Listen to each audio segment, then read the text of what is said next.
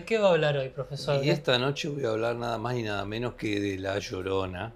Voy a abordar esta historia desde sus raíces prehispánicas, su transformación durante la colonia. Un poco voy a hablar también de la expansión continental y permanencia en la cultura contemporánea, analizando por qué este mito sigue siendo uno de los más temidos de América Latina.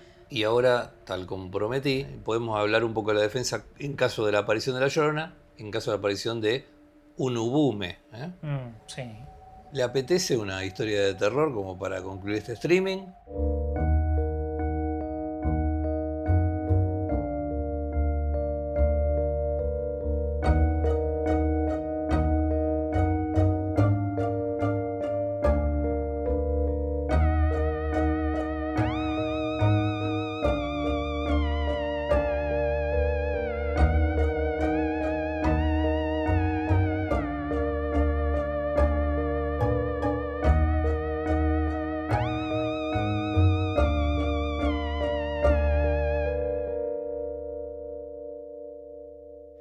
Muy buenas, tenebrosas noches. Tenebrosas noches, profesor. Tenebrosas noches, Dunkel, y bienvenidos todos a La Hora Tenebrosa. Es un día muy especial mañana para Sí, Tito. Ya vas a vamos actuar, después vas a tener el papel principal, ya lo sabes. Cálmate, Tito, ¿no? Vamos a contar tu Sí, historia. está muy... Vas a ser famoso. No, sí, ya sos famoso, discúlpame, pero bueno, vas a ser un No poco lo más famoso. ofenda, profesor, no lo ofenda, No, que encima, bueno, está muy sensible, Tito. La verdad que me parece está enamorado, me que, parece. que pese a ser de plástico, se le ablandó el Se le ablandó el plástico. plástico del Entonces, corazón. ese corazoncito, no sé qué está pasando, pero bueno. Escuché la campana, me parece, profesor. Ouch. Ya es hora, ¿no es cierto? Sí, él ya está aquí, así que comencemos. ¿De qué va a hablar hoy, profesor? Y esta noche voy a hablar nada más y nada menos que de La Llorona. Como siempre, aconsejo, tomen sus medallitas, estampitas, Los cualquier talismanes. imagen Un religiosa, talismán virtual. los talismanes que tengan. Y obviamente para protegerse escriban Tecti, pocas figuras digamos, de las leyendas latinoamericanas. Son tan populares como esta, claro. Claro, Sí. y tienen tanta longevidad simbólica y el potencial emocional que representa La Llorona, que ahí la vemos. Sí. ¿Por qué? Porque no es un monstruo que ataca con garras, no es un demonio que seduce con pactos explícitos. Su arma más antigua y más eficaz es el llanto, un lamento nocturno desgarrador que anuncia la presencia de algo que no puede descansar y que al mismo tiempo no permite descansar a quienes lo escuchan. La Llorona, más que aparecer, primeramente se anuncia, y cuando su voz se desliza entre ríos, caminos, habitaciones, el oyente comprende de inmediato que está frente a una figura liminal, no está ni viva ni muerta, ni humana ni enteramente espectral, no es culpable ni es inocente. Su ambigüedad es precisamente la fuente de su poder. Voy a abordar esta historia desde sus raíces prehispánicas, su transformación durante la colonia. Un poco voy a hablar también de la expansión continental y permanencia en la cultura contemporánea, analizando por qué este mito sigue siendo uno de los más temidos de América Latina. Claro, entonces La Llorona, bueno, como hemos visto en varias películas y como es muy popular en México, de hecho yo creo que de ahí era su origen, pero bueno, evidentemente es más antigua por lo que está diciendo. Es mucho más antigua. De hecho, hay prácticamente una presencia de leyendas o de mitos muy semejantes en diversas partes del mundo. Lo podemos rastrear hacia atrás muchísimo. Incluso uno que es poco conocido es la leyenda de las Banshees, es decir, las Banshees. esa especie de espectros femeninos que con su grito aterran a la gente, que anuncian la muerte. Son muy parecidas en un montón de circunstancias a los pequeños detalles que rodean la figura de La Llorona. Vamos a comenzar tratando de aclarar un poco esta visión espectral que es La Llorona y que se sitúa ya con esa, digamos, con ese nombre en el periodo colonial. Hay numerosos estudios antropológicos que coinciden en que el mito no nace ahí, sino que se injerta en un sustrato simbólico que es más antiguo y que procede ya de la cosmovisión mexicana, de los pueblos que habitaban lo que hoy es México. Y hay una figura, Cicahuacatl, una diosa asociada a la maternidad, que ahí la vemos representada, asociada también a la tierra, a la guerra, que en ciertos relatos vagaba de noche llorando por sus hijos. Ya los cronistas españoles del siglo XVI registraron presagios previos a la caída de Tenochtitlán, así era llamada la capital del Imperio Azteca, sí, los aztecas, en los que se hablaba de una mujer que recorría la ciudad lamentándose: «Ay, mis hijos, ¿a dónde los llevaré?». Este lamento no era un acto individual, sino un presagio colectivo, una advertencia de una destrucción inminente. Y aquí se establece una clave fundamental.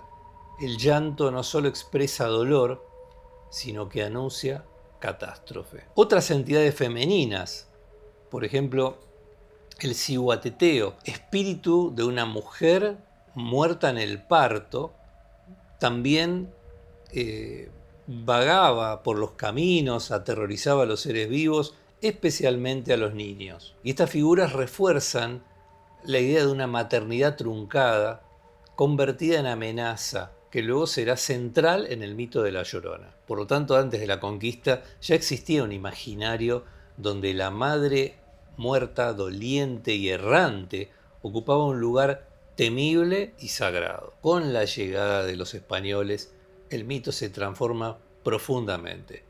El llanto ya no anuncia el destino de un pueblo, sino que se concentra en un drama moral individual, acorde con la cosmovisión cristiana que fue impuesta a los pueblos nativoamericanos. La versión más difundida durante la colonia relata a una mujer que, abandonada por su amante, generalmente representado por un español o un hombre de clase superior, termina con la vida de sus hijos para luego arrepentirse y vagar eternamente buscándolos. Aquí el mito se reconfigura como una advertencia moral, como un castigo por una transgresión sexual, una condena de la maternidad fuera del orden social. La Llorona entonces deja de ser diosa o presagio para convertirse en un alma en pena. No es casual que la Llorona aparezca junto a ríos, lagunas, porque simbolizan un lugar de muerte, la frontera entre mundos, un espacio de purificación, pero también de condena. En el cristianismo colonial, el agua conserva esta ambivalencia, bautiza, pero también ahoga. La Llorona queda atrapada en ese límite. Uno de los rasgos más notables de la Llorona es su capacidad de adaptarse a las distintas regiones. Cambia de nombre, de historia, de apariencia, pero conserva su núcleo simbólico. En México, la Llorona es nocturna, vestida de blanco, de rostro velado o invisible. Su grito puede significar advertencia de muerte, desgracia cercana, presencia maligna. En Guatemala y Honduras se la asocia más claramente con castigos divinos y apariciones cerca de caminos rurales. En Perú, Bolivia, Ecuador, aparecen figuras similares como la sayona, la pata sola, la tunda. Ahí lo pueden ver en la ilustración, siempre espectros con distintas características.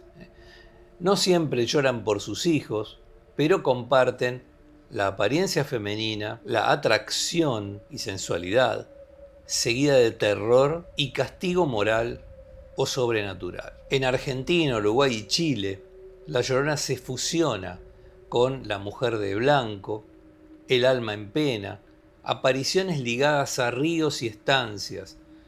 En zonas rurales argentinas se la escucha más de lo que se ve y su llanto se confunde con el viento, reforzando su carácter auditivo más que visual. En Japón hay una figura milenaria del Yurei Ubume, una madre fantasma que llora por un hijo fallecido. Sí, profesor, bueno, de hecho, justamente uno de los streaming pasados hemos charlado de este fantasma, ¿no es cierto?, de este Gume, bastante aterrador, por cierto. Y bueno, Uno de los Yurei más aterradores, es sí, cierto. sí, sí, y sin dudas, bueno, noto similitudes. Bueno, cómo se va transformando acá mismo en Argentina también. Se dice no solamente que se la escucha o se la ve en zonas rurales, sino que también en el streaming anterior que hablamos de los subtes, se rumorea que en la línea A también hay una llorona, porque hay un espectro que supuestamente está llorando ahí. Así es una figura repetida, ¿cierto? Ujú, Vuelvo a insistir con la importancia del sonido más que el de la imagen ujú. en este tipo de mito. El llanto es uno de los primeros sonidos humanos asociados a lo vulnerable, al peligro, una necesidad urgente. Escuchar un llanto en la noche activa una respuesta instintiva, acercarse o huir. Y la Llorona explota esta ambigüedad. Ujú. Ahí está muy buena la pregunta de Rapso justamente. Sí, bueno, dice si en algunas culturas tienen rituales como para aplacar su llanto, ¿no? Ahora vamos a hablar de eso porque Mm, me adelanto un poquito, Rapso, pero te aclaro que sobre el final de este streaming voy a dar pautas de defensa, tanto contra la Llorona como contra el Ubume, contra este tipo de Yurei tan aterrador. Como decía, el mito de la Llorona toca un pilar cultural muy profundo, que es el de la madre protectora. La Llorona no cuida, busca, no consuela, desgarra. Y en esa inversión se produce el horror. En la modernidad, lejos de desaparecer, la Llorona se ha adaptado a nuevos medios. sí, sin ir más lejos, justamente, bueno, está la película de La Llorona, Así es, creo que es del año 2019, si mal no recuerdo. sí. Bueno, literalmente su nombre es La Llorona y viene a representar esta especie de espectro que vaga entre el cielo y el infierno, que está ahí como estancado y que bueno, que por supuesto que su llanto viene a presagiar la muerte y bueno, que bueno, es una historia un poco diferente, ¿no? Supuestamente en esta leyenda es como que la Llorona por la rabia que le tenía a sus hijos los asesina y bueno, luego también ella termina con el mismo destino después de darse cuenta de la cuestión trágica y horrorosa que hizo. Pero bueno, también a veces como que su llamada presagia un poco esto de la búsqueda, ¿no es cierto? Como que busca otros niños para reemplazar a los suyos. Es bastante... Por supuesto, porque es un Se quería llevar espectro, niños, ahí dice es un justamente. Sí. espectro que es un alma en pena y que busca saciar de Ujú. cualquier modo el horror que vive, ese castigo, ¿no es cierto? Y dolor que constantemente padece. Esa versión, una versión mexicana, ¿no es cierto? Ujú. Que es muy acorde a lo que es el carácter de este mito en México. Claro, como es conocido popularmente hoy en día, podríamos decir. Y es interpretada como un fantasma vengativo. Sí, Es símbolo de un trauma histórico y es una metáfora de la violencia social, claramente. En las plataformas digitales aparece constantemente como audios y videos que se vuelven virales, algunos relatos de gente que asegura que son reales, grabaciones nocturnas, y acá se refuerza su carácter de una presencia posible, no de ser una simple ficción. Así que esta historia de La Llorona puede interpretarse como un duelo que no finaliza, una culpa transmitida generacionalmente, el castigo por la ruptura del orden social, el eco de violencias históricas, especialmente durante la colonización, el abandono, el despojo. No es casual que su llanto sea eterno, porque no tiene resolución. No hay una redención completa a su tragedia. Y sobrevive porque encarna un miedo que es esencial. El miedo a que el amor se transforme en condena, a que el vínculo más sagrado entre el ser humano, que es la maternidad, se quiebre y a que ese quiebre deje una herida que ni la muerte puede cerrar. Mientras haya noches, ríos, culpas y pérdidas no elaboradas, alguien seguirá escuchando un lamento que no pertenece del todo a este mundo. Y cuando lo escuchen sabrán, como lo han sabido durante generaciones, que no todos los muertos descansan y que algunos mitos no se cuentan, se heredan. Y ahora, tal como prometí, podemos hablar un poco de la defensa en caso de la aparición de la Llorona, en caso de la aparición de un ubume. Sí. Sí, Usted, bueno. Dunkel, debería estar muy atento a todo esto. Sí. De hecho, porque conociendo su carácter y su valor, no quiero decir con esto que sos un cobarde, pero bueno, entre las entidades entonces espectrales más persistentes y perturbadoras del imaginario humano, se encuentran justamente aquellas que están vinculadas a la maternidad truncada, la pérdida de un hijo y el dolor convertido en condena. Estas dos figuras emblemáticas que se manifiestan en estos mitos típicos del folclore de muchísimas regiones en todo el mundo son la Llorona, de tradición mesoamericana y latinoamericana, y el ubume, el espíritu femenino del folclore japonés. Y aunque nacieron en contextos culturales distintos, ambas comparten rasgos esenciales. Aparecen de noche, están ligadas al agua, a los caminos, manifiestan un lamento penetrante y pueden representar un peligro real para los vivos. Defenderse de ellas implica comprender su naturaleza, sus límites y los sistemas simbólicos que las pueden contener. Entonces, antes de cualquier defensa, es crucial entender que ni la Llorona ni el ubume son entidades demoníacas en sentido estricto. No responden al mal absoluto, sino al dolor humano. Esto es importante, porque a diferencia de demonios, entidades infernales, no siempre reaccionan ante exorcismos clásicos, sino ante rituales de reparación simbólica, protección espiritual y límites claros. Ambas pertenecen a la categoría de espíritus errantes, con una fijación emocional intensa. En este caso, la búsqueda de hijos perdidos. Y esta fijación es su fuerza y también su debilidad. ¿Cómo defenderse de la Llorona? La Llorona se manifiesta en riberas de ríos, arroyos, puentes antiguos, caminos rurales, y la primera defensa es no responder al lamento. El error clásico es intentar ayudar, seguir el llanto o llamar de vuelta. Y en el folclore, quien responde la convoca. Por lo tanto, como regla esencial, si escuchas el llanto de la Llorona, alejate sin mirar atrás. La Llorona es especialmente sensible a símbolos que impliquen orden, vida, continuidad, ya que su condena es la ruptura de ese ciclo. Así que son eficaces rosarios bendecidos, medallas marianas, agua bendita, usada para marcar una cruz en el suelo antes de dormir en zonas rurales. Todavía hoy se sigue practicando esto.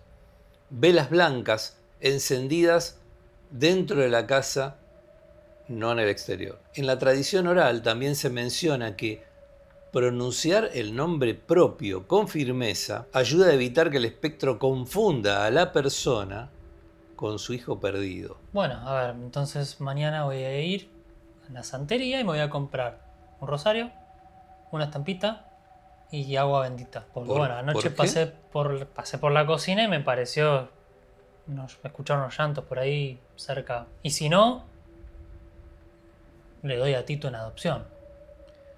Dunkel, ¿qué? Lo que escuchaste en la cocina era la tía Roberta. ¿Y por qué lloraba la tía Roberta? No sé, tal vez se le acabaron los ingredientes para hacer las galletitas, no lo sé, pero lloraba ella. Bueno, no sé. Bueno, como le dije, si no, le doy a Tito en adopción. Arréglese con Tito y con la tía, va a tener un problema familiar, en fin. Paradójicamente, la Llorona rechaza ciertos sonidos. No le gusta el ruido de las campanas, los rezos hablados, no gritados, hablados, cantos religiosos suaves. El sonido rompe el silencio ritual, que es lo que necesita la Llorona, que ahí la vemos, para manifestarse plenamente. Y ahora vamos a pasar a cómo defenderse de el ubume. que pertenece a la tradición japonesa de los yurei, estos fantasmas que regresan por una deuda emocional no resuelta. Su aspecto suele ser el de una mujer empapada con ropa blanca que ofrece un bebé a los vivos. Primero, nunca aceptar al niño. Esta regla es la más importante. En los relatos clásicos, quien toma al bebé descubre que su peso aumenta hasta volverse insoportable o que se transforma en una piedra o en un fardo maldito.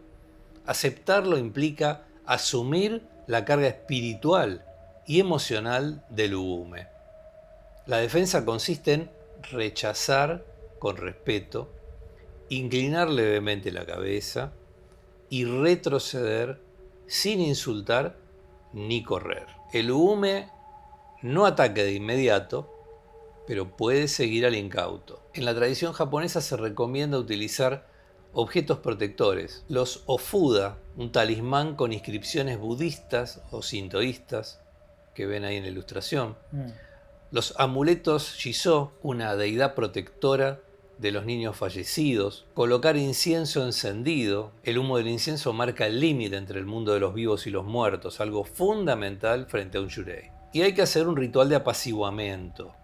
A diferencia de la llorona, el ubume puede ser calmado. Los monjes japoneses recomiendan hacer oraciones por el niño no nacido, hacer ofrendas de arroz o pequeños juguetes, nombrar al niño simbólicamente, aunque no se conozca su nombre real. Esto libera al espíritu de su fijación, evitando futuros encuentros. Estar protegido contra este tipo de apariciones espectrales implica algunos detalles a tener en cuenta. Por ejemplo, no viajar solo de noche. ¿Por qué? Porque ambos espíritus prefieren testigos aislados.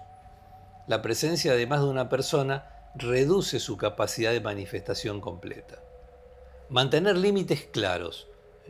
En relatos tradicionales, quien mantiene la calma y establece un límite verbal bien firme no tiene mayores problemas. Por ejemplo, decir, no soy a quien buscas, vuelve a tu descanso. Esto no es una provocación, sino una afirmación. Y para prevenir visitas nocturnas, podemos echar sal en los umbrales, es una protección ancestral. Ventanas cerradas al anochecer, no dejar ropa de niños afuera durante la noche, no silbar ni cantar lamentos cerca de una corriente de agua. Tanto la llorona como el ubume se alimentan de la empatía mal dirigida.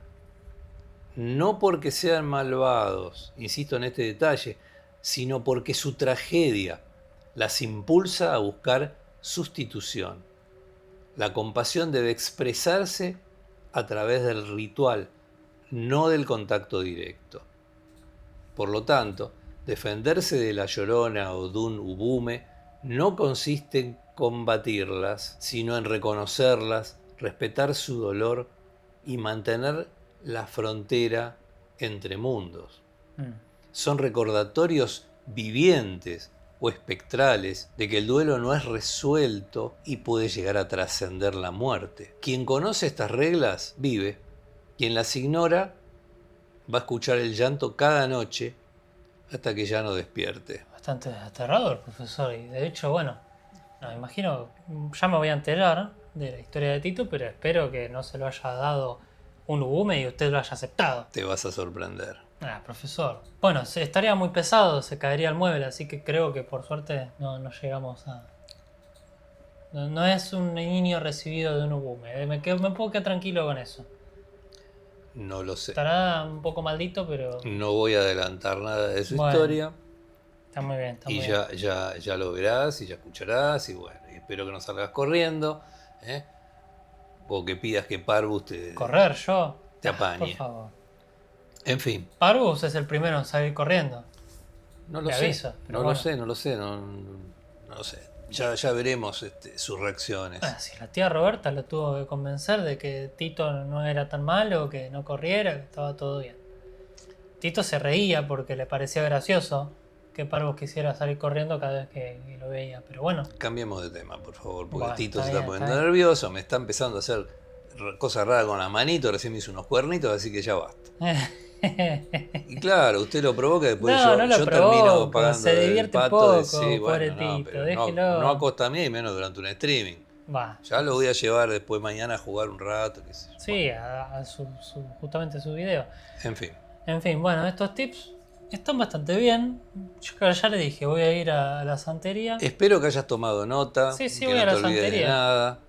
No, no, dije el rosario, la estampita y el agua bendita. Veo que tiene puesto una remerita que dice Ah, Suspiria. sí, profesor. Excelente film de Darío Argento. Ujú.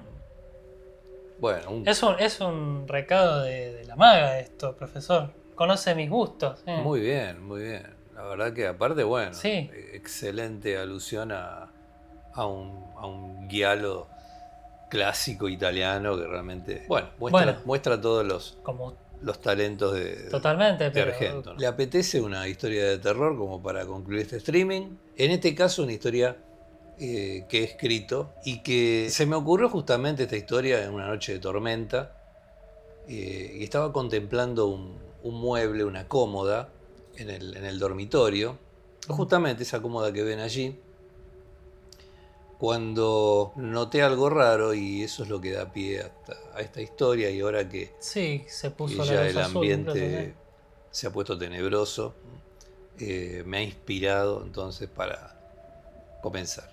Todo empezó después de una fuerte tormenta. Un trueno me sobresaltó, despertándome.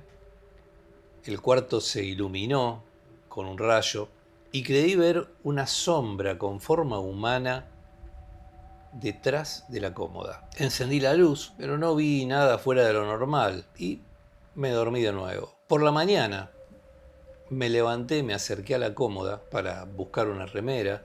Se trata de una vieja cómoda de estilo con una bella tapa de mármol en su parte superior. Ujú. Y mientras la miraba, algo llamó mi atención. Se trataba de un pequeño y amarillento trozo de papel que asomaba por una pequeña endija por debajo de la tapa de mármol. Con cuidado lo pude sacar y observé que efectivamente se trataba de un trocito de papel que estaba plegado y al abrirlo noté que se veía viejo, tenía una escritura hecha con tinta y decía: llega el tiempo. Pensé en tirarlo, pero sin saber por qué lo guardé en la mesita de luz. La noche siguiente desperté agitado. Eran las 3 de la madrugada. Encendí el velador y comencé a escuchar un sonido extraño, parecía un insecto masticando madera. Y noté que provenía de la cómoda. Me acerqué a ella y entonces vi que otro papelito asomaba en el mismo lugar.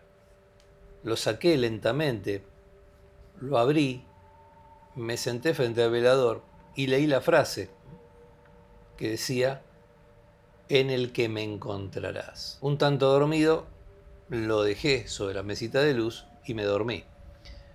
La noche siguiente volvió a repetirse el despertar a las 3 de la madrugada, el escuchar el sonido y encontrar otro papelito. Esta vez con un mensaje diciendo: y sabrás quién soy y quién eres. Busqué los otros dos mensajes, los puse sobre la mesa, noté que estaban relacionados, que eran parte de un texto. Entonces pensé que tal vez alguien intentaba comunicarse conmigo de este modo tan singular, mediante papelitos en la cómoda. Así que decidí seguir una estrategia. Me despertaba a las 3 de la madrugada, buscaba los papelitos para luego pegarlos en una pizarra e ir uniendo cada uno de los mensajes. De esta manera fue tomando forma un texto que empezaba a tener sentido. Pero entonces algo cambió. En el último mensaje me pidió que yo contestara. Sin saber muy bien lo que hacía, escribí mi mensaje de respuesta. Esa noche también llovía copiosamente cuando a las 3 de la mañana me acerqué a la cómoda con mi papelito bien doblado y lo introduje en la endija de la cómoda. Un rayo me sorprendió, iluminando el cuarto. Yo ya no sentía mi cuerpo.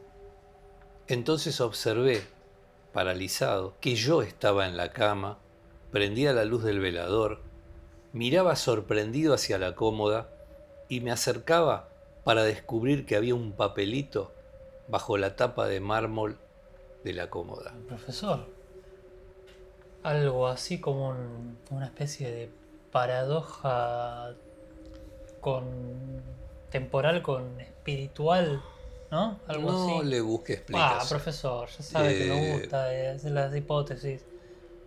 No hacen falta. Bah, Así es la literatura. Espero que les haya agradado esta breve historia. En fin.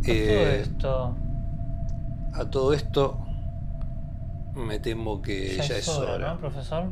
Me temo que sí. Sí. Así que no olviden justamente suscribirse, darle like. Y hay mucho por ver y por revelar y conocer y por hacer. Nos veremos el próximo viernes con un stream un poquito diferente. Así será. Tenebrosas noches.